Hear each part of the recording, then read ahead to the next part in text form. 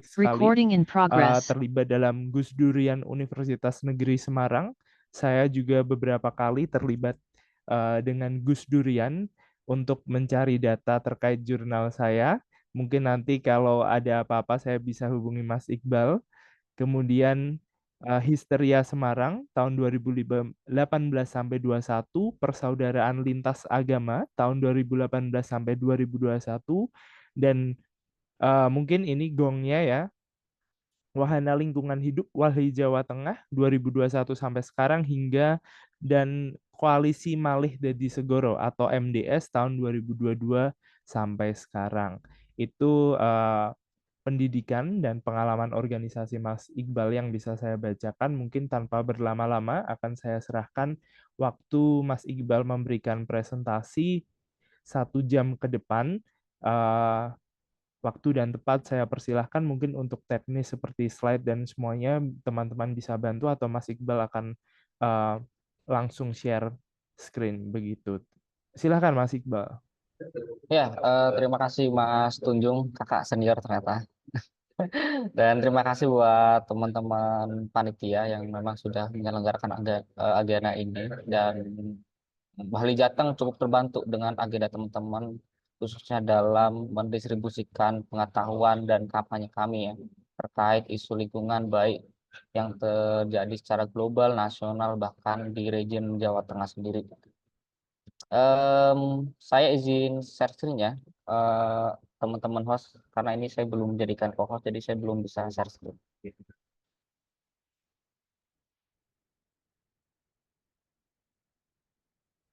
Dan mohon maaf mungkin kalau misalkan nanti memang ada noise atau ada gangguan, karena kebetulan saya juga baru turun dari kereta dan ini melipir ke tempat kopian, jadi sangat mohon maaf kalau nanti ada gangguan. Sudahkah teman-teman host?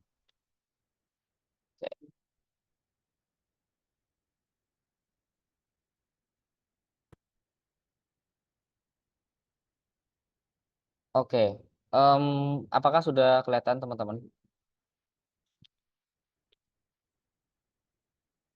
Apakah sudah kelihatan share screen Sudah, saya? Mas Iqbal, aman. Ya. Oke, jadi saya juga kaget ternyata saya hanya ada 1 jam.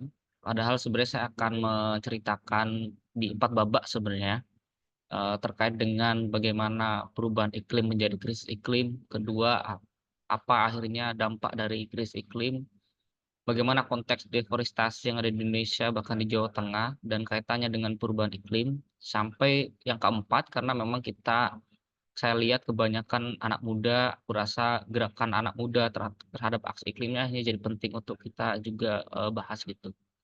Mungkin langsung aja, ini perkenalan di Walhi, saya rasa teman-teman nanti bisa cek sendiri. Yang jelas adalah Walhi adalah organisasi lingkungan yang memang bergerak di 2 isu, yaitu hak atas lingkungan dan hak asasi manusia.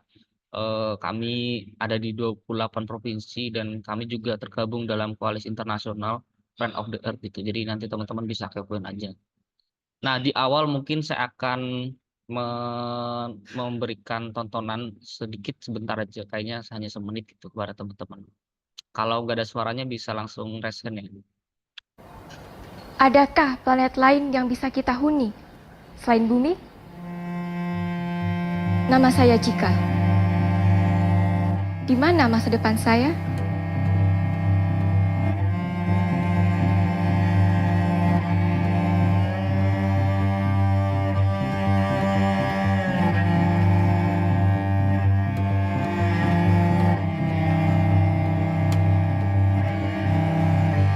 Sampah plastik di mana-mana.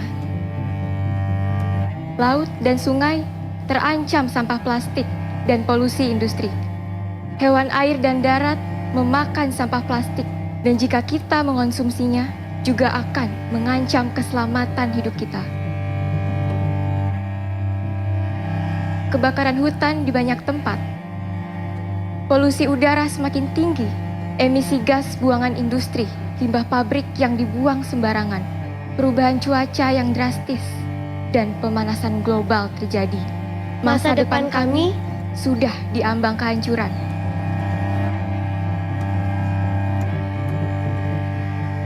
Sudah saatnya untuk memulai.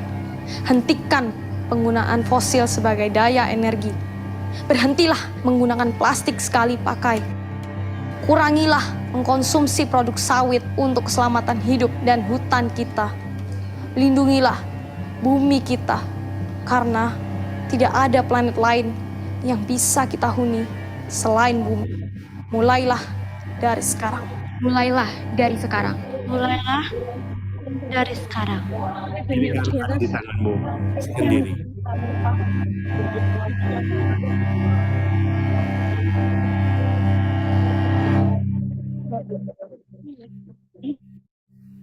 Oke, itu teman-teman. Jadi di awal mungkin saya tidak ingin mengancam teman-teman atau bahkan memprovokasi, tetapi saya ingin mengajak teman-teman di awal untuk menyadari bagaimana akhirnya satu ancaman yang sedang kita hadapi bersama gitu. Nah, berdasarkan catatan Walhi dari berbagai macam analisis bahwa kenaikan 1,1 derajat yang terjadi bahkan kemarin itu ada 3 hal penting yang kami catat. Pertama, di aspek kesehatan, bahwa akhirnya polusi udara ini dia membunuh lebih dari 130.000 orang di Indonesia setiap tahun. Nah, setiap tahun ini ada 435.000 orang meninggal akibat malaria. Lalu di bagian bencana alam yang kita memang mungkin rasakan setiap tahunnya, mungkin teman-teman Salatiga berbeda dengan teman-teman di Semarang yang memang kami gudang dari bencana itu, dan nanti saya akan sedikit menceritakan bagaimana konteks atau kerusakan yang terjadi di Semarang sehingga berimbas terhadap kebencanaan. Tapi dari kebencanaan alam kita bisa tahu bahwa kebakaran hutan di Indonesia di tahun 2015 membunuh 1.300 orang dari 3 negara. Kita tahu bahwa asap yang terjadi itu dia bahkan sampai lintas negara gitu. Dan di awal tahun 2020, 86 orang tewas akibat banjir itu. Ini cuaca ekstrim menjadi hal yang juga kita semua rasakan, baik orang yang ada di hilir, bahkan orang yang ada di hulu, kayak teman-teman di Salatiga. Bahwa akhirnya gelombang panas membunuh ribuan orang di dunia, 48 juta orang Indonesia terancam kekeringan. Nah, ini satu hal yang akhirnya harus sudah kita sadari bahwa ini waktunya untuk kita mulai bergerak, mulai sadar bagaimana melihat kondisi bumi kita yang sudah kritis gitu. Nah, di 2023 kita mencatatkan rekor bahwa suhu kita sudah sangat besar, bahkan sudah sangat naik dan sudah berada di ambang kritis. Bahkan ini pertama kali terjadi dalam sejarah peradaban manusia gitu kan. Suhu bumi naik, suhu laut naik gitu kan, dan ini yang akhirnya menjadi ancaman kita bersama. Di kemudian nanti saya akan menceritakan apa yang akhirnya berdampak, apa dampak yang ditimbulkan dari kenaikan suhu ini gitu kan. Yang ketiga adalah berbagai macam penelitian, salah satunya adalah yang dilakukan oleh LIPI, sudah memprediksi bahwa Pulau Jawa akan kehabisan air di tahun 2040. Bukan hanya air untuk konsumsi, tapi semuanya, baik minum, makan, mandi, dan sebagainya. Dan ini sangat berkorelasi dengan hutan atau hilangnya wilayah tutupan atau hilangnya wilayah hulu. Dan saya rasa ketika memang tidak ada upaya perbaikan apapun mulai dari sekarang, maka mungkin bisa saja benar 2040 adalah waktu terakhir di mana kita dapat menikmati air, khususnya di Pulau Jawa itu sendiri. Bahkan lebih memprediksi bahwa 150 juta orang penduduk Indonesia akan kekurangan air. Bahkan untuk sekedar makan dan minum aja tidak ada itu. Lalu di bagian kebencanaan, kita bisa lihat tren kebencanaan ya dari tahun 2015 sampai 2020 itu selalu menaik. Dan yang mendominasi tetap adalah kaitannya dengan krisis iklim gitu kan. Pertama jelas terbesar ada di kebakaran hutan dan lahan. Dan mungkin kita tidak cukup merasakan dampak atau mungkin tidak terlalu besar, tetapi kawan-kawan yang ada di Sumatera dan sebagainya itu mungkin mereka sangat terasa gitu kan. Banjir, cuaca ekstrim itu jelas akhirnya sangat kaitan dengan krisis iklim. Nah, ini yang terjadi di Jawa Tengah gitu kan. Catatan awal periode kita di 2024 udah terjadi 104 peristiwa kebencanaan di Provinsi Jawa Tengah. Bahkan korbannya sangat banyak, korban jiwa sampai 12 orang, luka-luka 20 orang, dan orang harus mengungsi 34.000 orang. Lahan dan sawah rusak 11 ribuan lebih, dan ini memang yang kemarin datanya cukup besar terjadi memang di Demak. Dan kalau kita boleh ngobrol, kalau kita boleh ngomong, di mana hulu Demak? Salah satunya adalah Salatiga. Em, Fasilitas rusak jelas akhirnya sangat banyak, dan berbagai macam eh, potensi juga akhirnya banyak. Ada 14 ancaman kebencanaan yang akhirnya di Jawa Tengah. Dan jelas akhirnya ini akan semakin parah ketika memang suhu bumi tidak ditekan gitu kan. Dan Jawa Tengah selalu juara nih untuk urusan kebencanaan kan. Oke, nah kita akan masuk ke bagian krisis iklim gitu kan. Apa yang akhirnya saya masuk sebagai krisis iklim? Krisis iklim yang saya maksud adalah bahwa krisis yang dialami masyarakat di seluruh dunia yang memang disebabkan oleh perubahan iklim. Mungkin saya tidak perlu secara lama menjelaskan perubahan iklim karena saya rasa perubahan iklim sudah dijelaskan sejak kita di SMA gitu kan.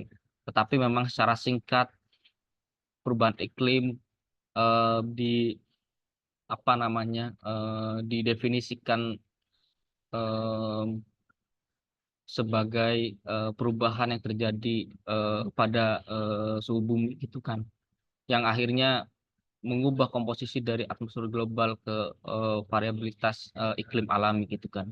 Secara mekanisme atau secara mekanisme misalkan kita bisa lihat bagaimana akhirnya radia matahari dia merambat ke bumi, setengah dia dilepaskan dipantulkan ke atmosfer tapi setengahnya diserap oleh bumi. Lalu dari bumi ini dia akan melepaskan panas kembali gitu kan. Nah, sebagian panas dia melalui atmosfer, namun juga sebagian besarnya ditangkap dan ditahan oleh gas rumah kaca.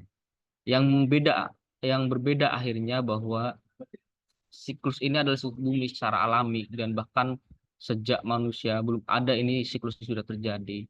Apa yang akhirnya mengarah kepada perubahan iklim atau krisis iklim? Akhirnya bahwa suhu yang dilemparkan ke atmosfer di bumi itu diintervensi oleh manusia, ditambah dengan berbagai macam penggunaan fosil, industri-industri, transportasi, bahkan sampai kerusakan hutan.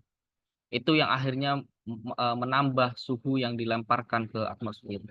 Mungkin ini satu penjelasan yang cukup sederhana untuk kita mengetahui kenapa akhirnya perubahan iklim terjadi atau krisis iklim terjadi. Nah, tren emisi kita jelas.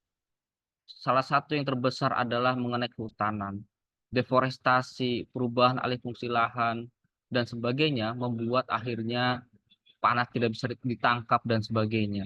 Dan ini yang akhirnya menyebabkan krisis iklim atau perubahan iklim sangat parah tiap tahunnya. Di akhir nanti saya akan menjelaskan secara eksplisit bagaimana perubahan kawasan tutupan hutan di Indonesia dari tahun ke tahun. Nah, apa akhirnya dampak dari krisis iklim ini gitu kan? Yang jelas ada 4 hal yang mungkin jadi catatan penting, bahwa akhirnya terjadi berbagai macam penderitaan akibat bencana gitu kan, dan yang jelas penderitaan ini dialami oleh masyarakat kecil gitu kan. Kalau masyarakat yang memiliki ekonomi lebih, mereka memiliki uang untuk misalkan bisa pindah tempat, mereka bisa berobat mungkin, atau mungkin juga mereka bisa mengungsi. Tetapi bagi warga masyarakat dengan ekonomi rendah, yang mereka harus bertahan di lokasi tersebut. Dan yang kedua, ratusan juta orang dan 20 tahun ke depan jumlah orang terdampak akan berlipat ganda gitu kan. Pemanasan global jelas, pola cuaca jelas akan sangat berubah. Ini sangat rentan, makanya masyarakat petani nelayan sangat rentan terhadap ini gitu kan. Karena mereka menggantungkan cuaca sebagai salah satu jadwal mereka dalam mencari hidup. Berbeda cuaca, mereka akan gagal panen, dan itu jelas akan mempengaruhi siklus ekonomi bagi nelayan dan petani. Nah, secara kalau kita lihat di BMKG juga membuat satu kampanye bagaimana akibat pemanasan global. Dan aku rasa di beberapa hal teman-teman mungkin mengalami, khususnya di meningkatnya suhu gitu kan. Kalau saya kuliah di Salatiga, teman-teman Salatiga cerita ya Salatiga udah kayak sudah tidak kayak dahulu gitu. Kalau saya ngobrol dengan warga-warga, dan itu mungkin yang dirasakan oleh teman-teman berada di bagian atas, tapi di bagian bawah banyak hal terjadi, kenaikan muka laut, meningkatkan hujan ekstrim, banjir, baik banjir yang dari hulu bahkan dari air laut gitu kan. Kekeringan yang bukan main gitu kan, dan aku rasa keringan juga teman-teman Salatiga juga merasakan. Nah, ini beberapa hal yang memang dikampanyekan oleh BMKG terkait akibat dari pemanasan global. Selain itu misalkan secara sosial ekonomi ini dampak-dampaknya, misalkan pertama jelas bahwa biaya untuk kita beradaptasi meningkat nih. Teman-teman di pesisir, khususnya di Semarang bagian pesisir, Demak, Kendal itu, kalau mereka setiap 5 tahun mereka harus mengeluarkan uang sebesar 50 sampai 100 juta untuk menaikkan rumah mereka, tergantung ukuran besar kecil rumah mereka. Itu biaya-biaya yang akhirnya harus dikeluarkan. Lalu akhirnya hilang kemampuan untuk bekerja akibat panas. Ini mungkin juga terjadi di wilayah kota ya. Bagaimana panas akhirnya mengganggu kerjaan orang. Nah, kita nggak bisa membayangkan tuh teman-teman ojek online yang akhirnya harus bekerja di situasi yang sangat panas, bahkan ketika memang suhu bumi sedang panas-panasnya gitu kan. Lalu kita akan ngomong masalah produktivitas pertanian, pangan dan sebagainya, yang itu saya rasa akan mengarah ke krisis pangan juga gitu akibat dampak krisis iklim ini gitu kan. Ada juga penyakit, dan saya rasa hal-hal seperti ini teman-teman cukup paham gitu. Nah, catatan kami dari krisis iklim jelas 13.000 desa di pesisir, ratusan pulau-pulau kecil terancam tenggelam, terutama Pulau Seribu, Semarang, Pekalongan dan sebagainya. Bahkan Karimun Jawa itu sendiri. Ini beberapa catatan terkait ancaman di Jawa Tengah. Jelas kalau kita lihat data gitu kan, terjadi penurunan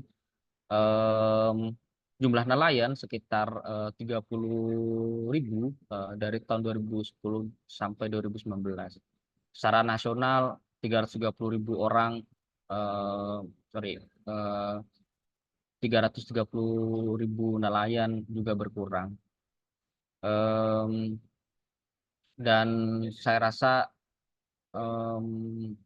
di bagian bawah saya nanti akan juga menceritakan bagaimana akhirnya berbagai macam pembangunan yang dilakukan oleh pemerintah juga dia menjadi satu perilaku yang memperparah krisis ini gitu.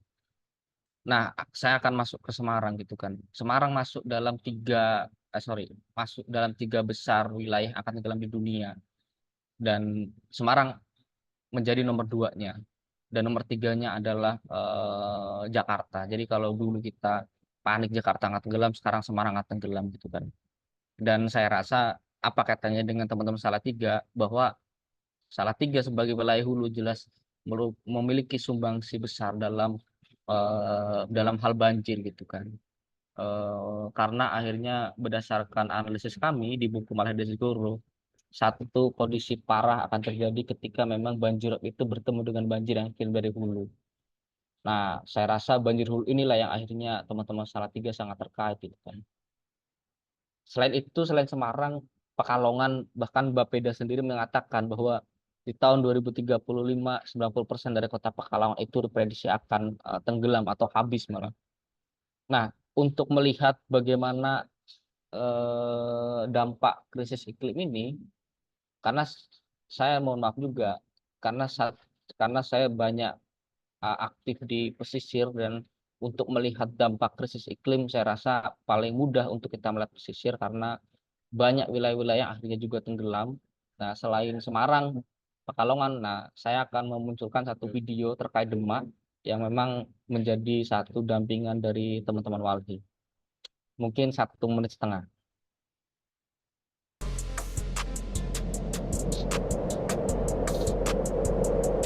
Ini adalah Desa Bedono, salah satu desa pesisir karena berbatasan langsung dengan Laut Jawa.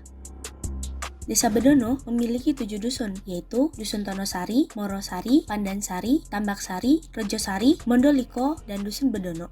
Tahu nggak sih, dari 7 dusun tersebut, 4 diantaranya telah hilang, yaitu Dusun Rejosari, Mondoliko, Tonosari, dan Tambaksari. Hilangnya dusun tersebut disebabkan oleh hantaman abrasi, kenaikan muka air laut, dan terendam rob. Pada tahun 2006, sekitar 200 kakak di Dusun Rejosari terpaksa berpindah karena rumah mereka telah tergenang oleh air laut. Dan saat ini, hanya tersisa 1 kakak yang masih bertahan di tengah lautan. Tambaksari pun menjadi dusun selanjutnya yang tenggelam. Hingga saat ini, tersisa 12 kakak yang tinggal di sekitar wilayah makam Mbah Muzakir. Mereka merupakan keturunan Mbah Muzakir yang ingin menjaga keberadaan makam leluhurnya. Selanjutnya, disusul oleh Dusun Mondoliko. Semua akses jalan di Mondoliko sudah terendam air laut, sehingga sekitar 100 kakak terpaksa mengungsi dan mencari tempat baru. Akibat terendamnya beberapa dusun tersebut, kini hanya tersisa 3 dusun di Desa Bedono, yaitu Dusun Pandansari, Morosari, dan Bedono. Di mana dusun lainnya, seperti Dusun Tambaksari, bergabung dengan Pandansari, lalu Dusun Tonosari yang hanya tersisa 1 RT, bergabung dengan Dusun Morosari, lalu Dusun Rejosari dan Mondoliko yang telah tenggelam dan tidak masuk dalam data administratif. Apa yang terjadi di Desa Bedono ini merupakan contoh nyata pengungsi iklim yang terpaksa terusir dari tempat tinggalnya karena kenaikan air laut. Pada tahun 1985, United Nations Environment Program mengeluarkan terminologi climate refugees atau pengungsi iklim, yang diartikan sebagai orang atau individu yang dipaksa untuk meninggalkan tempat tinggal mereka secara sementara atau permanen dikarenakan adanya kerusakan lingkungan. Masyarakat pesisir bertahan hidup di tengah gempuran masalah yang bertubi-tubi. Mata pencaharian masyarakat berubah-ubah, dulunya menjadi petani, berubah menjadi petambak, hingga nelayan dan kerja serabutan. Peralihan sawah menjadi tambak kini telah menyatu dengan laut lepas. Permasalahan tidak berhenti di sini. Masyarakat pesisir harus bertahan hidup dengan kondisi air rob yang masuk ke dalam rumah hampir setiap harinya. Pada puncaknya, masyarakat pesisir harus meninggalkan rumah mereka akibat sudah tidak layak huni. Dan hingga kini, belum ada skema ganti rugi dari negara atas hilangnya kepemilikan tanah masyarakat pesisir.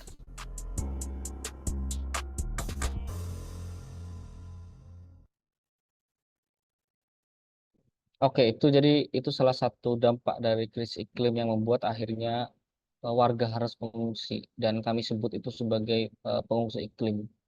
Dan di Pantura, dari Jakarta sampai Surabaya, banyak akhirnya kampung-kampung yang demikian, bahkan lebih parah gitu kan. Catatan kami di tahun 2023 misalkan bahwa Demak kehilangan garis pantai sejauh 5 km, dan itu adalah salah satu imbas dari adanya reklamasi di Semarang dan perluasan pelabuhan Tanjung Mas itu. Jadi infrastruktur atau pembangunan jelas akhirnya memperparah kondisi ini. Ini salah satu peta dari BPBD Kota Semarang terkait kerentanan banjir rob, dan jelas sudah sangat sangat jauh titiknya.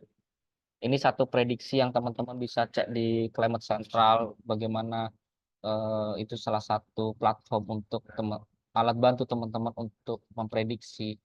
Berbagai macam tools disediakan, dari mulai ukuran besaran meter misalkan, terus kenaikan suhu sampai tahun, teman-teman bisa di situ. Nah, ketika air laut naik 1 meter, maka wilayah Demak akan hilang tuh, bahkan udah sampai mengarah ke Purwodadi. Ketika 2 meter jelas semuanya hilang nih. Bahkan mungkin Demak akan kembali seperti zaman dulu ketika masih jadi Selat Muria gitu kan. 3 meter nggak usah di ini lagi. Kantor Walhi aja, ini kantor Walhi itu di sini teman-teman. Ini juga hilang nih teman-teman, kantor Walhi.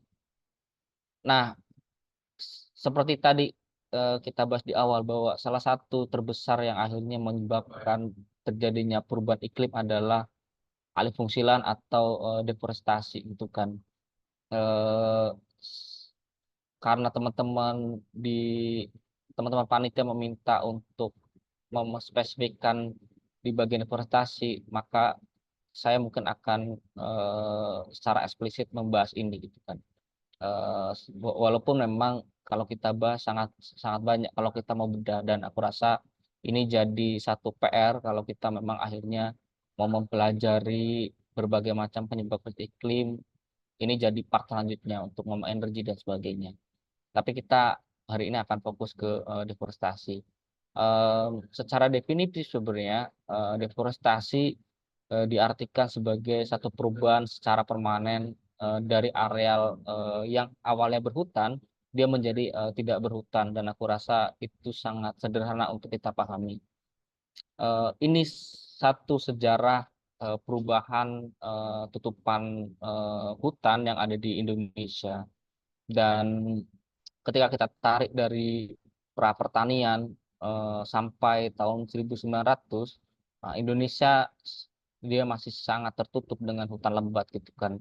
Dan berdasarkan penelitiannya, pemetaan Holmes, prediksi Holmes, dia menyampaikan bahwa diperkirakan pada masa itu jumlah hutan di Indonesia masih berjumlah 103 juta hektar gitu kan.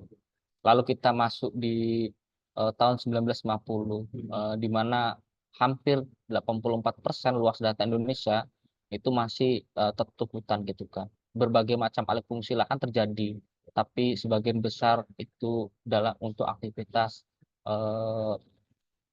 aktivitas pertanian dan perkebunan. Dan saya rasa berbagai macam program proyek yang dilakukan oleh bangsa kolonial pada saat itu, mereka lebih banyak ke pertanian perkebunan, tidak terlalu besar dalam hal infrastruktur. Em, jadi kalau kita detailkan, misalkan di tahun 1950 ini luas hutan tanaman dan perkebunan dia tidak lebih dari 4 juta pada tahun 1950. Nah, sisanya 145 juta dia masih berupa hutan primer, dan 14 juta lainnya itu adalah hutan sekunder. Jadi masih sangat lebat ketika memang Indonesia waktu itu dijajah oleh kolonial gitu kan.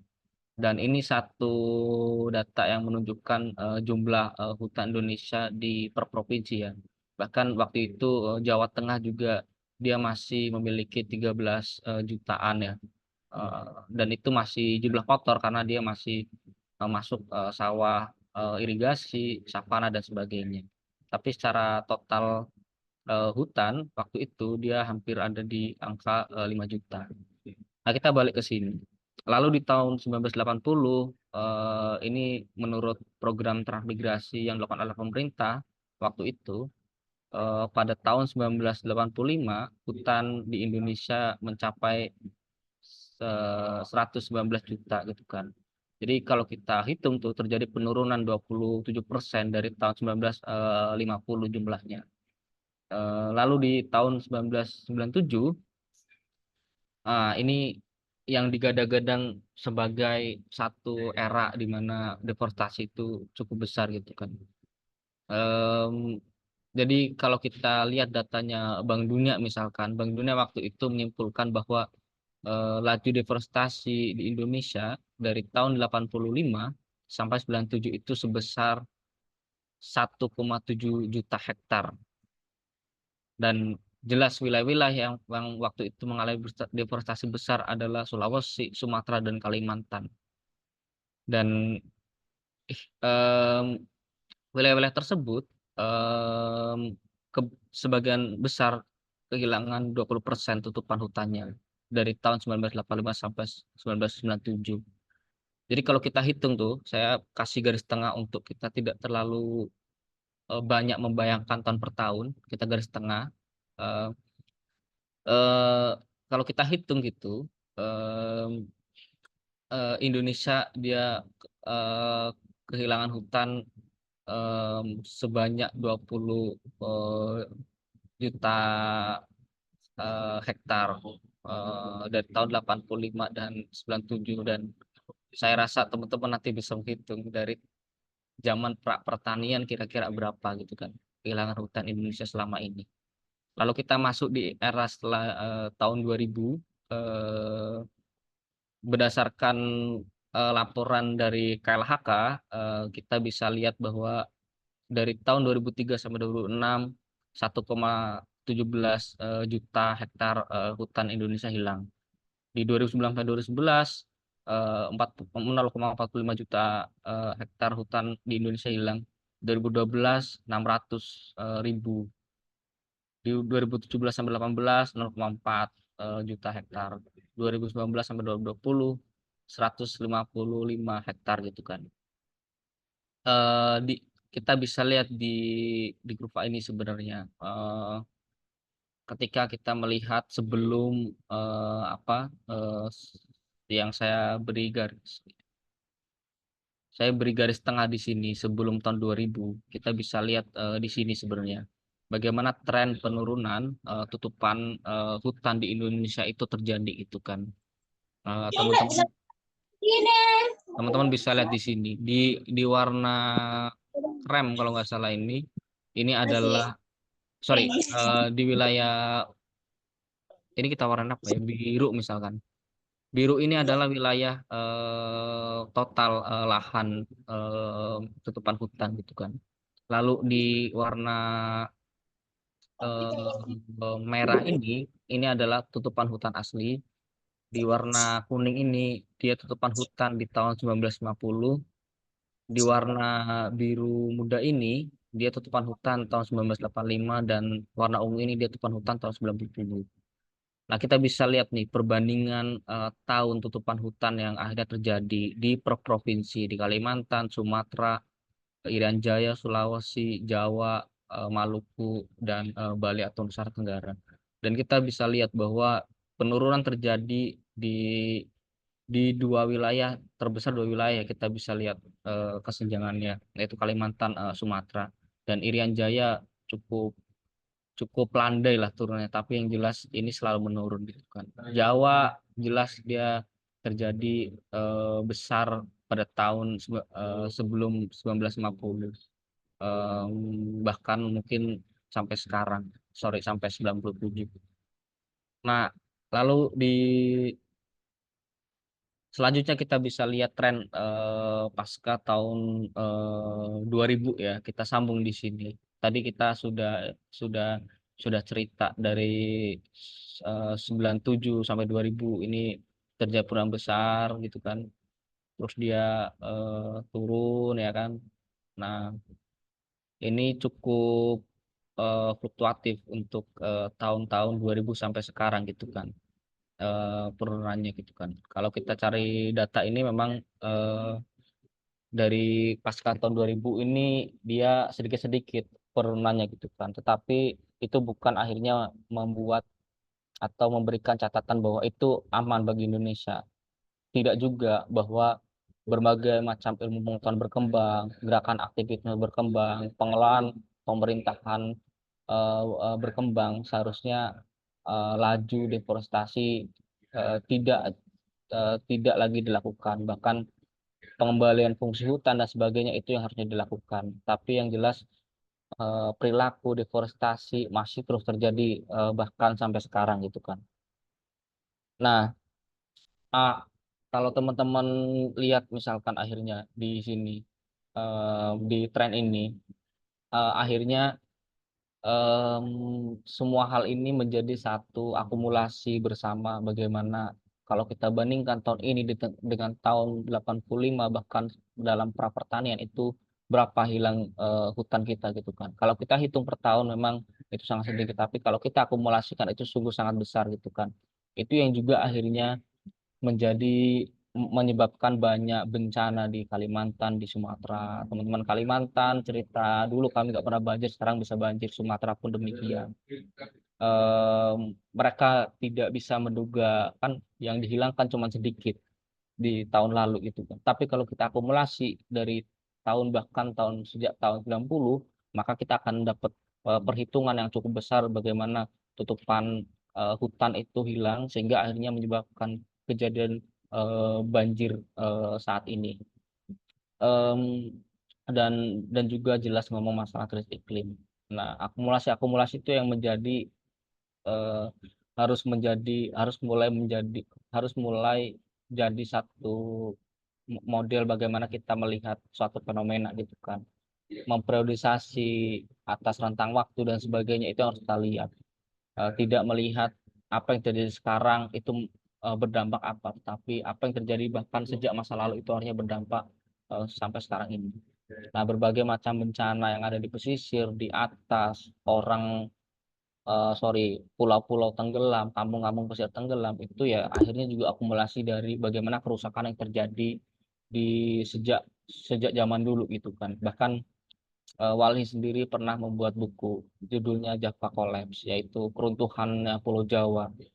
Di Java Collapse itu Walhi coba mengumpulkan cerita bagaimana pola kerusakan yang terjadi bahkan sejak zaman kolonial, sejak zaman Jalan Anyar Penarukan itu dibuat sampai terjadinya lumpur lapindo. Kami coba meruntut kejadian-kejadian tersebut dan kami merasa itu sebagai satu produksi pengetahuan untuk memberitahu bahwa ya apa yang terjadi sekarang, prediksi Jawa akan eh, kehabisan air di tahun 2040, berbagai macam wilayah yang akan tenggelam, yaitu akhirnya akumulasi dari semua kerusakan yang terjadi bahkan sejak zaman kolonial.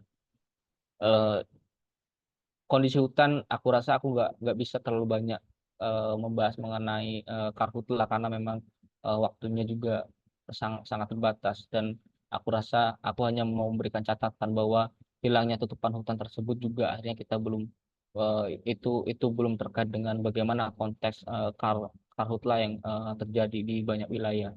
Ini ini ini peta area kebakaran yang terjadi di Indonesia dan jelas cukup banyak di Sumatera, Kalimantan gitu. Jawa juga akhirnya juga kita juga mengalami gitu kan. Di Semarang sendiri juga mengalami di bagian atas ketika memang musim kemarau maka em, terjadi kebakaran hutan dan aku rasa itu juga salah satu dampak iklim ketika memang adanya suhu yang terlalu panas akhirnya membuat kebakaran hutan gitu kan. Walaupun di beberapa kasus kita tahu ada oknum yang akhirnya membakar untuk merubah kawasan hutan tutupan ya kawasan hutan yang memang awalnya heterogen menjadi homogen yaitu sawit itu. Nah, ini beberapa catatan tambahan bagaimana akhirnya eh, apa namanya perubahan-perubahan tadi masih dilaksanakan bahkan sampai sekarang gitu. Pemerintah belum memiliki satu keniatan yang serius dalam mengembalikan fungsi hutan gitu kan. Padahal sedari kita SMA bahkan saya diajarkan di SMP fungsi hutan tuh jadi hal yang sangat penting bagi kita bahkan untuk keberlangsungan anak cucu kita ke depan gitu kan. Tetapi itu tidak dianggap penting gitu. Bahkan kasus-kasus seperti ini masih sangat banyak. Eh, tadi Mas siapa ya aku lupa. Bentar.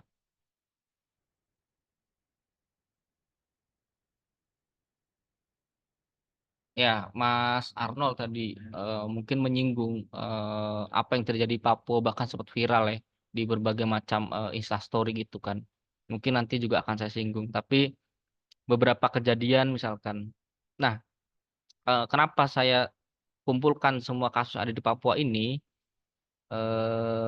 Ada dua kasus di Papua karena kalau kita lihat tren dari tahun tahun 50 sampai tahun 2000 kebanyakan wilayah yang dihabiskan adalah wilayah Kalimantan, Sumatera. Tetapi ini sudah mulai masuk di Papua nih. Kenapa akhirnya Papua menjadi salah satu target selanjutnya untuk ngomong deforestasi? Karena jelas bahwa di Papua sendiri tutupan hutan terluas di Indonesia, dia hampir 40% hutan di Indonesia itu ada di Papua. Dan kalau hitungan teman-teman Walhi Papua itu ada 91 juta hektar hutan yang ada di Papua. Dan Papua menjadi pulau terakhir mungkin yang akhirnya akan dihabiskan untuk berbagai macam proyek gitu kan. Dan kita bisa lihat di tahun 2070 sempat mencuat adanya kalau teman-teman tahu MIVE ya, itu salah satu proyek ketahanan pangannya Indonesia untuk Asia Tenggara gitu kan. Dia merubah satu kawasan hutan adat ya, bukan hanya hutan tapi juga hutan adat. Bagaimana masyarakat adat hidup di situ ratusan tahun, bahkan sebelum ada Indonesia berdiri, itu orang-orang adat sudah hidup di situ.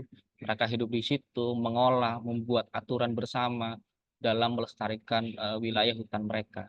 Itu dibabat 1,2 juta hektar dijadikan sawah gitu kan. Dan siapa yang mengerjakan? Ya jelas adalah orang-orang dari luar Papua, karena mereka tidak makan nasi, mereka makannya sagu gitu kan. Bahkan mereka mengolah sagu pun tidak cukup paham gitu kan. Dan lalu proyek itu untuk siapa gitu kan. Lalu dan kita bisa lihat bahwa akhirnya 90% ini dia berlokasi di kawasan hutan gitu kan. Karena memang Merauke itu masih sangat lebat dengan hutan, hanya sedikit adanya permukiman dan sebagainya. Lalu ini yang baru-baru terjadi di Papua, yang akhirnya ramai mengenai konflik perusahaan dengan eh, masyarakat adat di sana gitu kan. Yang digadang-gadang memang si perusahaan ini dia mengantongi 30.000 hektar konsesi eh, kebun sawit ya. Banyak lagi akhirnya sawitnya akan merusak berbagai macam hutan di Indonesia. Nah, di luar ini sebenarnya ada lagi. Kalau teman-teman cek misalkan atau teman-teman cari aja informasi mengenai tanah merah, itu cukup cukup cukup ngeri juga, karena bahkan kasus yang terjadi baru-baru ini itu adalah hanya satu lokasi yang terjadi di tanah merah gitu kan.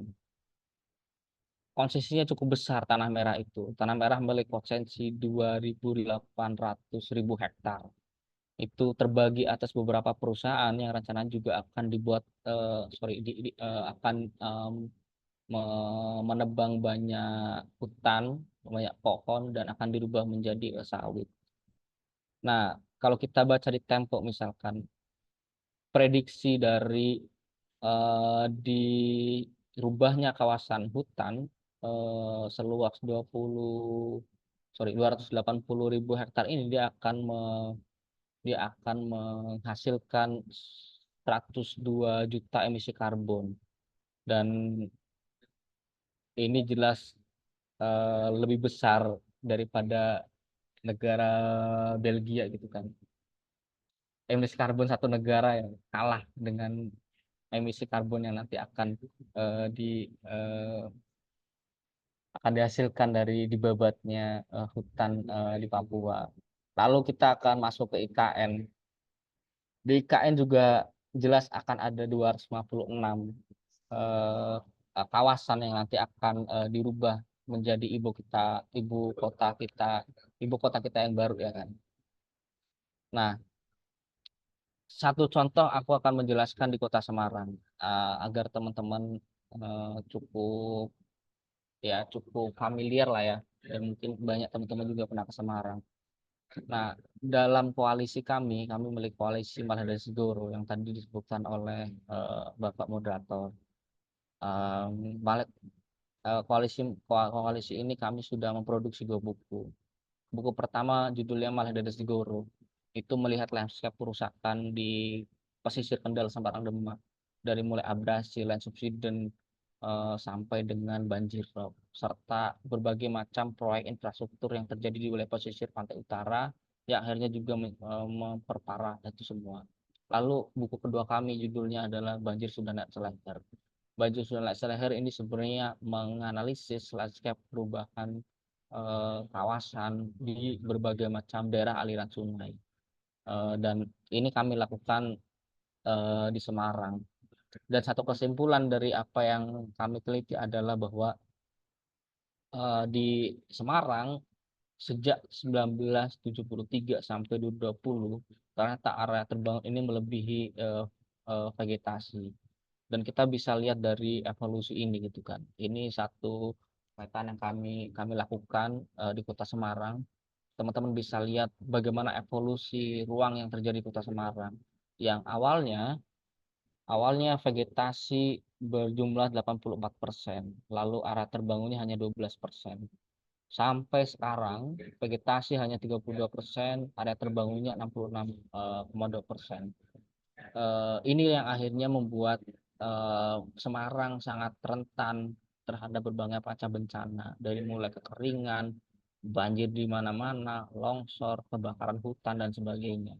Dan aku rasa itu bukan tanpa sebab gitu kan. Kalau kita tarik pada sejak tahun 1970, inilah yang akhirnya berakumulasi. Penderitaan warga Semarang saat ini adalah atas satu proses evolusi tata ruang terjadi sejak tahun 1973. Dan saya rasa ketika pemerintah ditanya kenapa ini salah kalian banjir, ya mereka nggak bakal mau untuk menyalahkan. Mereka nggak mau ngaku, ya mereka akan melempar itu ke pemerintahan selanjutnya. Itu kan pemerintahan selanjutnya, salah komplit selanjutnya mereka merubah kawasan ini menjadi ini, selalu dilempar-lempar gitu gitu kan. Dan apa namanya, kita lanjut. Nah ini saya memberi gambaran secara singkat. Ini salah satu penelitian, ini pemetaan yang dilakukan oleh kawan saya di UI. Dia juga penelitian mengenai transformasi ruang Kota Semarang, dan dia membandingkan transformasi ruang di tahun 1995 sampai 2017. Teman-teman bisa lihat perbedaan yang terjadi cukup sangat besar. Kawasan Gunung Pati yang sekarang saya tinggali, yaitu di UNES, itu terjadi perubahan sangat besar, bahkan sudah hilang tutupan hutannya akibat adanya UNES. Di Mijin ada BSB, di bawahnya ada UIN, hancur semua. Akhirnya Semarang sangat rentan terhadap banyak hal. Nah ini teman-teman, ini satu ancaman yang sedang kita hadapi saat ini.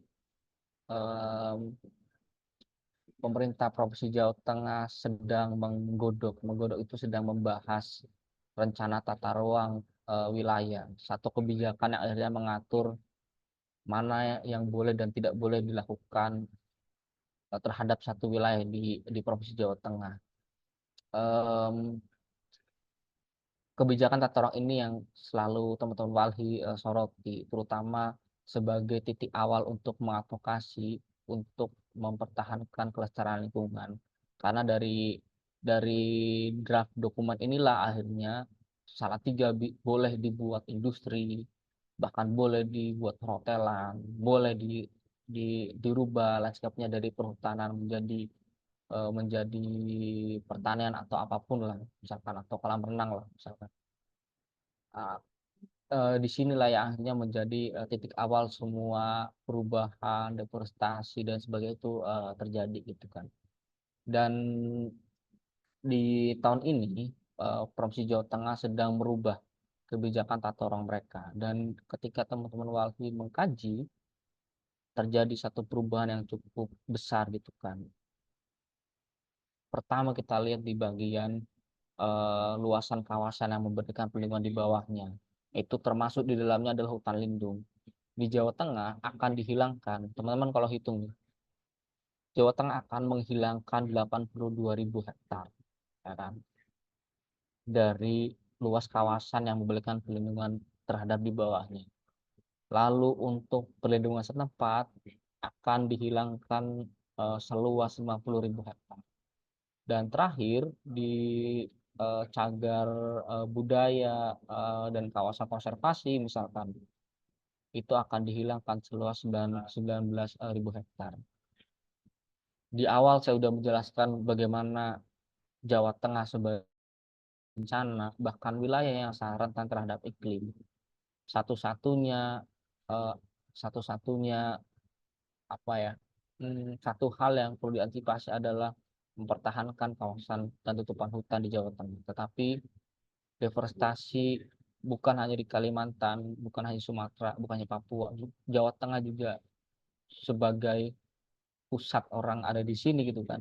Bahkan berbagai macam perguruan tinggi ada di sini juga masih melakukan deforestasi secara besar-besaran gitu kan. Dan ini yang sedang dibahas di DPRD Jawa Tengah. Nah, ketika ini nanti diketok atau disahkan, maka ya kita akan semakin parah gitu kan. Dan bahkan saya rasa penelitian LIPI 2040 itu bukan hal yang tidak mungkin akhirnya terjadi kepada kita semua gitu kan. Dan ya saya mengajak ke teman-teman akhirnya hal seperti ini harus harus kita respon bersama-sama gitu kan. Karena kita semua akhirnya akan terdampak. Bahkan mungkin di dekat Salatiga ada Telomoyo. Telomoyo itu juga akan diproyeksikan sebagai kawasan geotermal cukup besar gitu kan. Dan di Jawa Tengah cukup banyak, ada di daerah Dieng, ada di Slamet, ada di Lawu, ada di Gunung Ungaran dan Telomoyo. Semua adalah berada di wilayah tutupan hutan, bahkan sebagian besar ada di kawasan lindung, tetapi akan dirubah landscape-nya menjadi wilayah kerja panas bumi atau kita sebut geothermal. Nah, ini yang terakhir. Saya mohon maaf Pak Moderator kalau kalau lebih dari waktu. Tapi ini jadi penting kalau untuk teman-teman dan teman-teman yang ada di ruang Zoom ini karena saya lihat sebagai besar akhirnya anak muda. Nah, kenapa akhirnya generasi muda akan sangat penting dan terdampak? Catatan saya pertama adalah bahwa akhirnya kita memiliki hak untuk menikmati sumber daya setidaknya sama, generasi yang akan datang memiliki hak yang menikmati sumber daya yang setidaknya sama seperti apa yang generasi ini punya. Dan seharusnya kita juga, nah itu sayangnya kita akhirnya juga nggak bisa menuntut ke generasi yang dulu. Ya saya boleh dong menuntut bahwa saya punya sumber daya yang sama dengan pas bapak-bapak atau mbak-mbak ini hidup gitu. Nah, yang kedua, kita itu nggak memiliki pilihan untuk akhirnya mengontrol apa yang terjadi sebelum mereka lahir. Kalau kita lihat perubahan deforestasi sejak tahun 90 gitu kan, kita nggak bisa ngatur itu tuh. Karena itu udah terjadi. Sama halnya ketika pemerintah disalahkan terjadinya banjir akibat perubahan kawasan tutupan hutan. Mereka masalah ini salahnya pemerintah tahun itulah, bukan tahun saya. Sama hal seperti itu, kita akhirnya juga nggak bisa ngontrol apa yang terjadi sebelum kita lahir gitu kan. Lalu generasi muda tidak memiliki opsi atas kondisi lingkungan hidup. Ya, ini sama sih sudah. Terus kita itu hanya menerima apa yang diwariskan dari generasi sebelumnya gitu kan. Kayak banjir, longsor, gelombang panas, cuaca nggak menentu, kampung-kampung pasir tenggelam itu akhirnya jadi warisan oleh generasi sebelumnya. Ya, walaupun nanti akhirnya kita muncul pertanyaan, apa kita juga akan mewariskan lebih dari itu misalkan. Dan ini yang terakhir, bahwa akhirnya beban yang diterima oleh generasi muda yang lahir di tahun 2050 ketika mereka berada di kepemimpinan, bahkan mereka menjadi masyarakat, mereka akan dihadapkan dalam situasi yang lebih sulit dari sekarang. Nah, kita dari awal kita ngobrol atau dari awal saya sampaikan bahwa kita sudah melihat bagaimana ngerinya situasi lingkungan saat ini gitu kan, dari kacamata krisis iklim dan deforestasi.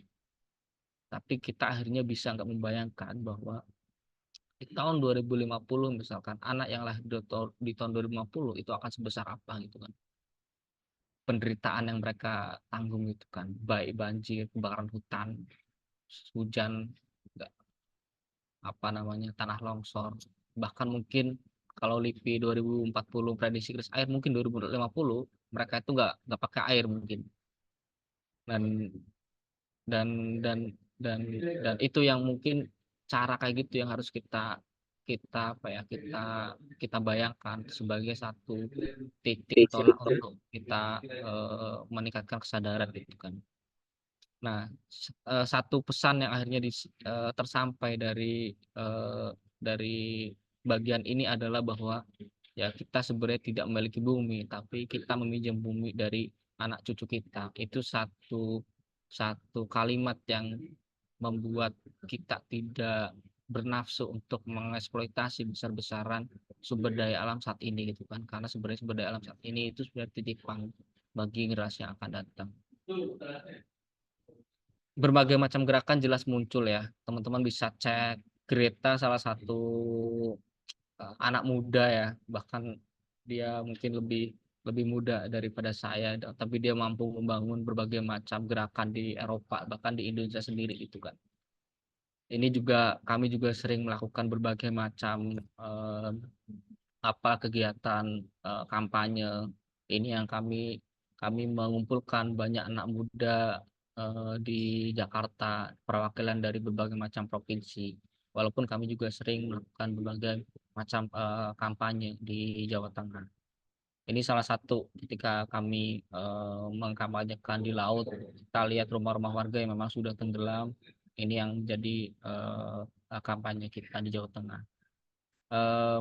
Satu penutup dari saya adalah akhirnya kita harus paham dari obrolan kita di awal bahwa masa depan anak muda generasi mendatang itu sangat dipertaruhkan saat ini gitu kan. Nah, kalau misalkan kita tidak mau generasi akan datang mengalami situasi yang lebih parah dari kita, ya mulai dari hari ini kita harus mulai bersikap gitu kan. Mungkin diskusi siang hari ini menjadi titik awal untuk kita mulai bersikap apa yang akhirnya bisa kita lakukan untuk menyelamatkan bumi yang di video awal menyebutkan ya itu satu-satunya tempat kita untuk bisa tinggal gitu.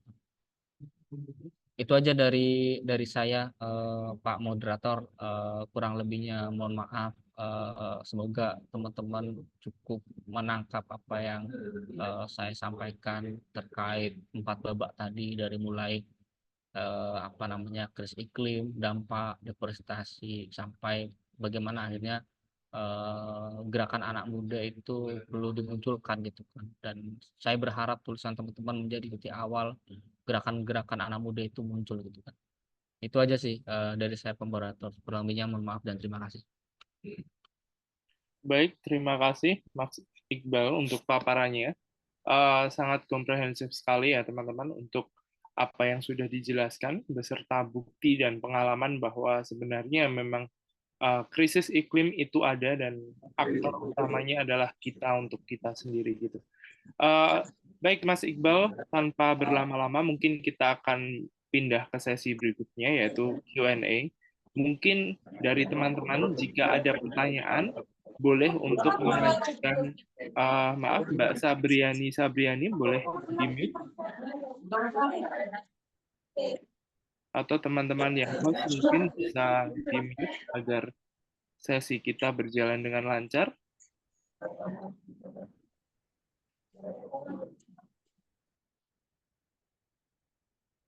Oke, terima kasih untuk sudah mute akunnya.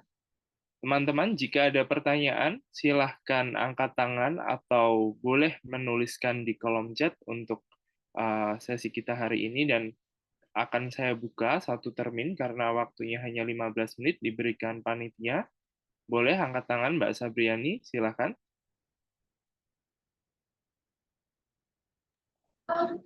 Baik, terima kasih atas kesempatannya, Kak.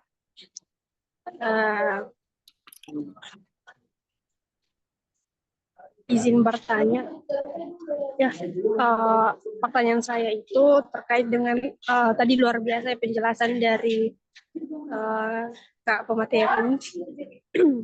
Jadi yang ingin saya pertanyakan itu terkait dengan kasus-kasus yang disampaikan tadi terkait dengan pengerusakan hutan di wilayah adat di Papua, di Kalimantan dan sebagainya. Nah, saya pun di Sulawesi juga ada kasus seperti itu, tepatnya di PT Vale yang berada di Luwu Timur.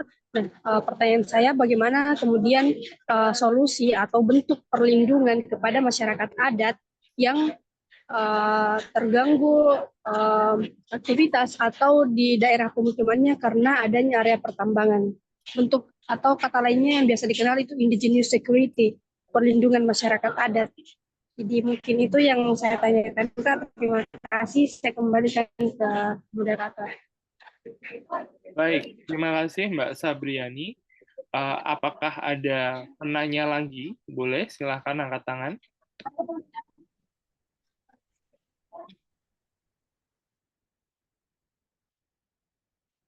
Apakah ada? Silahkan, Arnold. Baik, ya, terima kasih Kak Tunjung, terima kasih Mas Iqbal. Ini mungkin pertanyaan yang sering muncul ya kalau kita bicara soal iklim, soal perubahan iklim ya, itu ketika muncul dilema antara kita harus menjaga lingkungan atau melanjutkan pembangunan gitu kan. Dan kalau dari mungkin kalau kita lihat ke perspektif pemerintah negara sendiri ya, eh, mungkin akan melihat dari ekonomi makro ya, yang pada akhirnya akan mengesampingkan masyarakat adat, tanah, ulayat. Nah, mungkin kita ambil contoh ya IKN ya, digadang-gadang jadi kota hijau, ibu kota yang hijau. Tapi berdasarkan data-data yang tadi disampaikan Mas Iqbal juga kan kita tahu ya, kota hijau tapi Kalimantan hutannya dibabat terus gitu. Nah, Em, kemudian soal apa ya?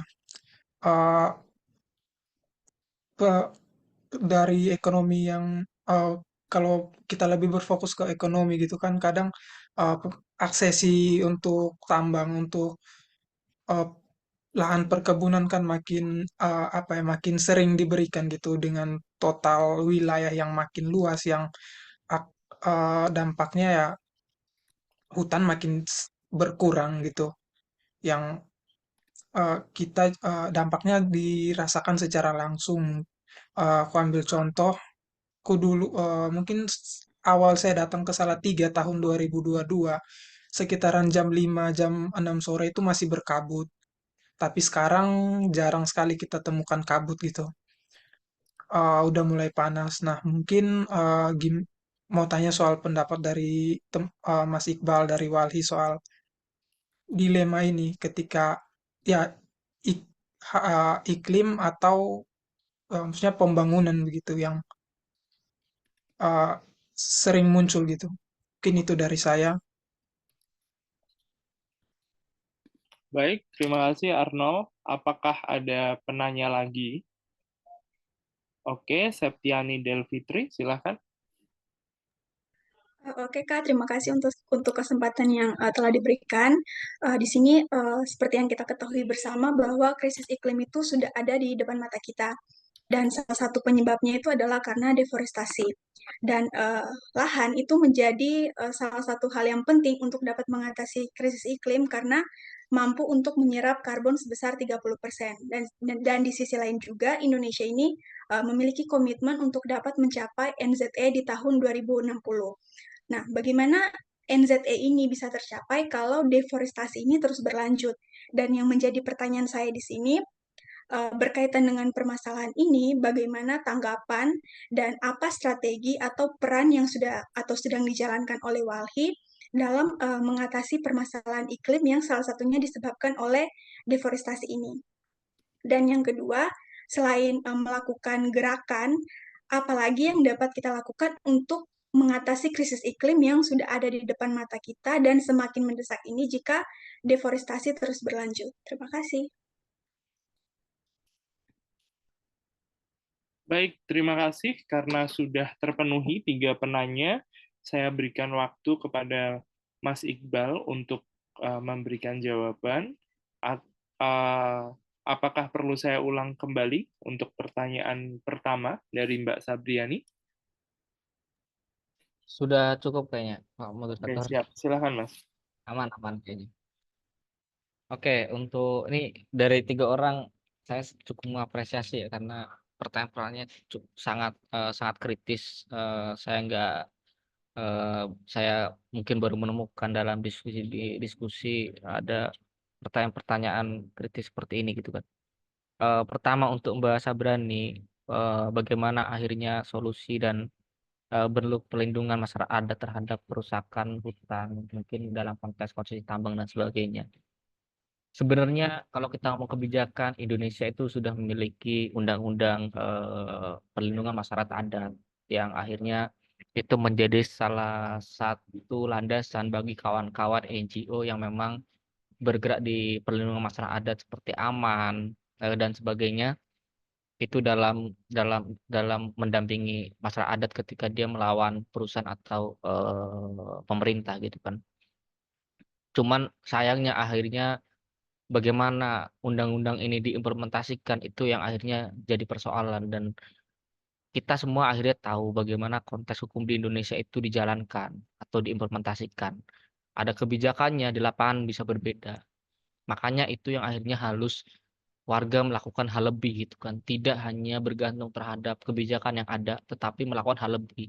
Sama yang terjadi kemarin dilakukan oleh teman-teman Papua. Masyarakat adat harus ke Jakarta bersafari untuk melakukan kampanye dan penolakan gitu kan. Tidak bisa hanya mereka diam di wilayah mereka sendiri. Apalagi secara akses informasi kita tahu bahwa Papua sangat terbatas. Pusat segala hal tetap adalah Jawa, informasi, ekonomi, pembangunan dan sebagainya. Nah, aku rasa akhirnya sialnya dalam masa sekarang akhirnya masyarakat harus melakukan hal lebih untuk mereka menyelamatkan lingkungan mereka gitu kan. Makanya akhirnya penolakan dan perlawanan ya banyak wilayah melakukan itu gitu kan. Dan strategi sekarang adalah berisik itu kan.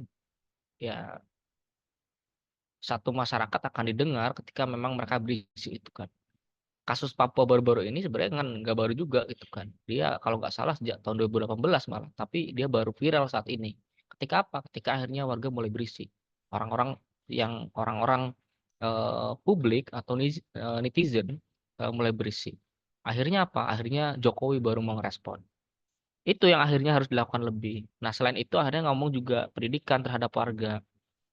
Karena sebanyak pengalaman yang saya dapat, sedikit pengalaman saya di lapangan bahwa akhirnya kasus-kasus ini ketemu atau dimanipulatif oleh korporasi atau pemerintah. Warga dibohongin, cuma dijanjikan nanti kamu akan saya bikin jalan, tapi hutan kamu saya babat. Oh, oke, nggak apa-apa. Tapi mereka nggak bisa melihat konteks kerusakan yang akan terjadi bahkan 20 tahun yang akan datang. Saya rasa orang-orang tua kita, kalau kita akhirnya menyampaikan kerusakan yang akan terjadi 20 tahun ketika wilayah hutan akan dibabat, maka mereka akan mati-matian menolak. Nah, sayangnya orang-orang tua kita yang tadi saya bilang bahwa akhirnya generasi muda ini nggak bisa menyalahkan orang-orang atau menentukan lingkungan sebelum kita lahir, itu yang akhirnya terjadi gitu kan. Tapi aku rasa ketika orang-orang tua dulu paham apa yang terjadi 20 akan datang, atau bahkan dia memprediksi tahun ini akan seperti ini kondisinya, aku rasa mereka bahkan akan mati-matian menolak itu. Nah, itu yang akhirnya juga berbagai wilayah juga akhirnya banyak memiliki praktik itu. Salah satunya kalau di Jawa Tengah kita tahu gerakan masyarakat Kendeng yang memang mereka mati-matian menolak pegunungan Kendeng ditambang untuk dijadikan pabrik semen gitu kan. Karena wilayah itu adalah kawasan lindung, itu adalah sumber air warga selama bahkan berabad-abad mereka tinggal, bahkan sejak zamannya peradaban Jawa kuno sebelum Majapahit, ada namanya suku Kalang, mereka yang mendiami pegunungan Kendeng dari mulai Gresik sampai Grobogan. Gunung Kendeng menjadi sumber penghidupan berabad-abad akhirnya, tetapi akan dihabiskan dalam beberapa tahun gitu kan. Dan itu yang akhirnya muncul bahwa warga memiliki perspektif, ini kalau dihabisin pohon kendeng, pertanian kami akhirnya dari mana? Padahal kendeng jadi satunya sumber air bagi warga di daerah Pati, Rembang dan sebagainya. Lalu ke depan anak cucu kami akan gimana untuk masalah air dan sebagainya. Nah, perspektif antar generasi itu sudah muncul di warga, dan aku rasa pendidikan terhadap warga, belajar bareng dengan warga itu harus sangat intens kita lakukan gitu kan. Agar warga paham, bahkan bukan walhi tidak perlu ada akhirnya, warga bisa mengadvokasi diri mereka sendiri. Nah, itu yang jadi impian walhi dalam melakukan advokasi. Lalu yang kedua, Mas Irsa, jelas akhirnya dalam semua diskusi ekonomi selalu dibandingkan dengan lingkungan, dan aku rasa itu tidak bisa dibanding-bandingkan gitu kan. Kita tanpa ekonomi jelas kita nggak bisa hidup. Tapi tanpa lingkungan kita juga nggak bisa hidup. Maka berbagai macam diskusi FGD memang harus akhirnya perlu dilakukan. Bagaimana kita melakukan pembangunan, kita meningkatkan ekonomi, tetapi tidak mengorbankan kelestarian lingkungan. Daya dukung dan daya tampung harus menjadi satu patok bagi kita untuk memastikan em, bahwa terjadi keseimbangan antara ekonomi dan lingkungan. Dan saya rasa kalau dari refleksi dari apa yang saya jelaskan, apa yang terjadi, perspektif pemerintah kita dalam pembangunan masih sangat kapitalistik, mendepankan bagaimana peningkatan ekonomi dan sebagainya. Bahkan di Jawa Tengah sendiri, sejak zaman SBY, mereka punya master plan pembangunan MP3EI, percepatan pembangunan Pak Indonesia, aku lupa. SBY sudah memetak-petakan di apa namanya di Indonesia, Sumatera jadi apa, Papua jadi apa, Pulau Jawa jadi apa. Jokowi melanjutkan namanya RPJMN, Rencana Jangka Panjang Nasional. Dia memetak-petakan, dia akhirnya merealisasi pemikiran SBY untuk membangun tol Trans Jawa, merubah kawasan industri di wilayah pantai, menambah kawasan industri Pantura, merubah pantai selatan jadi industri, pertambangan dan sebagainya, tengahnya jadi geothermal. Bahkan Jawa punya namanya eh, koridor ekonomi Jawa. Kalau di Semarang itu anggotanya ada Kudus, ada Demak, ada Purwodadi, ada Ungaran, ketuanya adalah Semarang sebagai ketua koridor ekonomi. Itu udah seperti itu. Sangat sangat sangat apa ya, sangat kapitalistik akhirnya. Dan salah satu tulisan yang kita bisa baca ya tulisannya Todaro untuk melihat bagaimana satu negara yang memang, karena Todaro saat percaya pembangunan yang dinamakan pembangunan itu adalah ketika ya ekonomi masyarakat meningkat, pendapatan negara meningkat dan sebagainya. Semuanya urusan ekonomi. Tapi dosen kita di UKSW, Pak Arif Budiman, dia memunculkan ya nggak bisa, ya ekonomi harus jalan, tapi lingkungan juga harus dijaga. Nggak bisa kita pilih salah satu. Kita nggak bisa pragmatis milih lingkungan atau ekonomi, ya semuanya harus gerak semua. Itu yang akhirnya harus kita selalu diskusikan, kita munculkan apa namanya saran, solusi dan ya intinya itu yang perlu dibahas dalam ruang-ruang akademik seperti seperti hari ini gitu kan. Gimana ekonomi dan lingkungan itu bisa berjalan seimbang gitu kan. Lalu yang ketiga, eh Septiani, kami di Walhi masih sangat bahwa memunculkan narasi bahwa solusi-solusi em, apa namanya atau ratifikasi Paris Agreement Indonesia itu masih jadi solusi palsu bagi penanganan krisis iklim itu kan, karena kami melihat Indonesia belum sangat serius untuk apa namanya meratifikasi Paris Agreement dalam berbagai macam kebijakan sampai berbagai macam solusi gitu kan. Solusi-solusi seperti misalkan jual beli karbon, beralih transisi energi ke geothermal, saya rasa itu menjadi satu solusi palsu gitu kan. Secara global, untuk masalah geothermal, secara global mungkin dia memang nol karbon, tetapi krisis lokalnya itu gede-gedean bukan main gitu kan. Di tahun 87 4 orang mati, 97 3 orang mati, 2007 2 orang mati, 2016 1 orang mati, 2022 1 orang mati lagi. Itu yang terjadi dalam proyek geothermal gitu kan. Di Dieng itu terjadi. Dan saya sangat aktif untuk mengadvokasi di wilayah tersebut. Jual beli karbon itu juga sama. Itu hanya akhirnya bagaimana negara-negara yang memiliki kelebihan emisi di ambang batas yang ditentukan, mereka bisa membeli itu dari wilayah lain gitu kan. Dan jadi akhirnya Indonesia hanya menjadi apa ya ruang atau pasar bagi negara-negara maju untuk apa ya, bersih-bersih dosa dalam hal itu. Bentuknya jelas, bantuan hibah, investasi dan sebagainya. Bahkan dalam dalam G20, G2, G20, aku lupa G20 atau apa yang kemarin di Bali. Bahkan Indonesia dapat 300 lebih triliun untuk ngomong masalah perubahan iklim dari negara-negara luar. Akhirnya Indonesia hanya jadi ladang itu. Dan sampai sekarang Walhi belum melihat ada satu upaya yang serius dalam mengatasi krisis iklim atau meratifikasi Paris Agreement yang memang sudah dari tahun 2016 kalau nggak salah Paris Agreement, tapi sampai sekarang belum ada upaya atau perubahan yang signifikan gitu kan. Bahkan ya kita tadi tahu sendiri bahwa 2023 jadi masa terpanas tuh kan, bahkan lebih dari 1,5 derajat gitu kan, padahal Paris Agreement 1,6 derajat, jangan sampai gitu kan. Itu Mbak Septiani.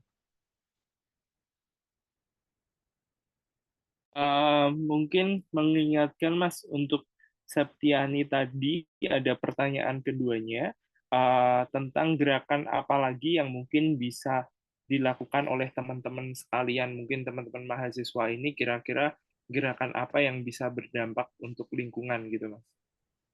Iya, aku rasa untuk kita ikut ke pertemuan G20 kayaknya kita juga nggak punya akses.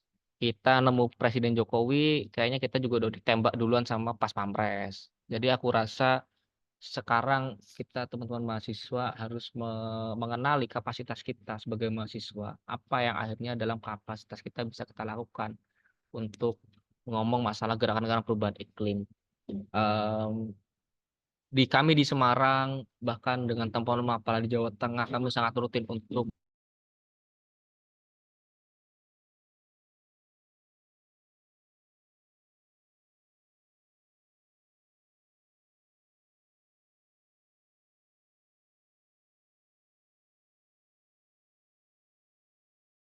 untuk pendidikan kepada publik, apa yang terjadi dan apa yang harus kita lakukan bersama. Dan jelas bahwa orang-orang yang ada di orang-orang yang ada di pemangku kepentingan, bahkan baik nasional dan global, dia akan merasa bodoh amat ketika memang tidak ada satu gerakan yang muncul gitu kan. Em, Tidak mungkin mereka tiba-tiba dengan secara sadar muncul berbagai macam kebijakan yang berpihak terhadap masyarakat bahkan lingkungan. Eh, Kecuali akhirnya kita membuat satu dorongan gitu kan. Dan itu juga terjadi di global. Teman-teman mahasiswa di Amerika mereka menggugat eh, Barack Obama kalau nggak salah. Di Korea Selatan juga anak-anak SMA itu 4 orang itu kayaknya menggugat Presiden Korea Selatan. Bahkan di Indonesia teman-teman Pulau Pari dengan Walhi Jakarta sedang menggugat Holcim di pengadilan luar negeri, aku lupa Paris atau apa ya, aku lupa itu pengadilan. Itu karena akhirnya warga Pulau Pari merasa mereka sangat terdampak krisis iklim dan salah satunya adalah oleh oleh Holcim, aktivitas Holcim yang ada di sekitar Pulau Pari. Gugatan iklim pertama akhirnya dilakukan oleh Pulau Pari sendiri dan sampai sekarang proses persidangannya masih berlangsung. Nah, aku rasa akhirnya secara kapasitas kita sebagai mahasiswa menjadi penting untuk membuat banyak diskusi, tukar pikiran mengenai hal kayak yang ini. Tapi selain itu akhirnya bersolidaritas dengan warga, bersolidaritas dengan gerakan-gerakan, terlibat dalam gerakan, itu akhirnya juga jadi penting untuk kita melakukan hal lebih. Tapi yang perlu disadari, kita punya peran masing-masing gitu kan. Tinggal saya percaya di suatu waktu semuanya akan ketemu gitu kan. Ketika memang mereka sudah punya krisis sendiri-sendiri gitu kan. Itu sih Pak. kalau dari respon saya. Oke, terima kasih Mas Iqbal untuk jawabannya. Karena sudah sesuai waktu dalam rundown yang diberikan kepada saya, maka sesi Q&A ini saya tutup dan akan saya simpulkan dari paparan yang sudah diberikan Mas Iqbal. Walhi memiliki peran yang sangat penting tentunya dalam isu lingkungan, isu kemanusiaan, dan tersebar di 28 provinsi di Indonesia, dan tentu saja memiliki peran yang sangat krusial dalam mengedukasi dan terutama untuk gerakan bottom up dalam merespon isu-isu lingkungan yang tidak bisa direspon secara penuh oleh pemerintah terutama, dan ada banyak sekali bencana yang tadi sudah dipaparkan dan prediksi, dan itu nyata berdasarkan kajian kritis, dan sangat menarik untuk melihat bahwa ada climate refugee dan isu-isu lainnya, bahwa kita sebenarnya refugee bukan berarti kita tanpa keluarga negaraan saja, tapi kita juga bisa menjadi climate refugee jika kita tidak merespons krisis iklim dengan sebaik mungkin. Dan poin yang paling penting dalam penutup tadi, generasi akan datang memiliki hak yang sama dengan generasi kita. Maka dengan itu kita perlu menjaga kondisi lingkungan kita saat ini agar menjadi tumpuan yang baik untuk nantinya juga bisa dirasakan oleh anak cucu kita sesuai target SDGs tentu saja. Dan tadi dari Q&A semuanya dari teman-teman Mbak Sabriani, Arnold, dan Septiani, kita bisa melihat bahwa pada intinya pembangunan tidak seperti masyarakat adat itu masih menjadi korban dan seterusnya, dan kemudian kita juga tidak bisa memilih sepenuhnya antara lingkungan dan ekonomi, kita bisa berjalan di tengahnya, dan kemudian kita juga bisa menjadi pelaku dengan taraf kita masing-masing. Begitu, terima kasih teman-teman, waktu dan kesempatan semuanya akan saya serahkan kembali ke MC.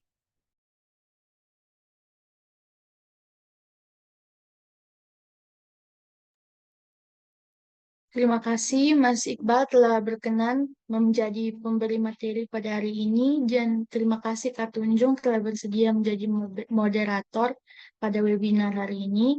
Sekarang kami akan memulai sesi penyerahan sertifikat pada pembicara dan moderator. Saya akan membagikan layar sehingga kita dapat melihat sertifikat yang telah disiapkan.